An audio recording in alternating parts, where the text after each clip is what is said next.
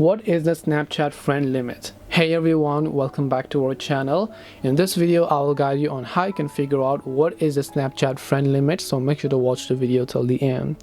Maybe you're opening the Snapchat application, you're trying to add some friends, but then it simply says your friend limit has been reached or anything like that.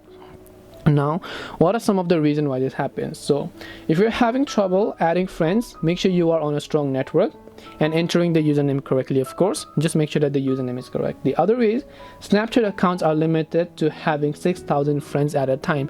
Now there isn't a certain number of people or an exact amount as to how much friends you can have, but in one time or in one particular day you cannot add up to maybe 6,000 friends.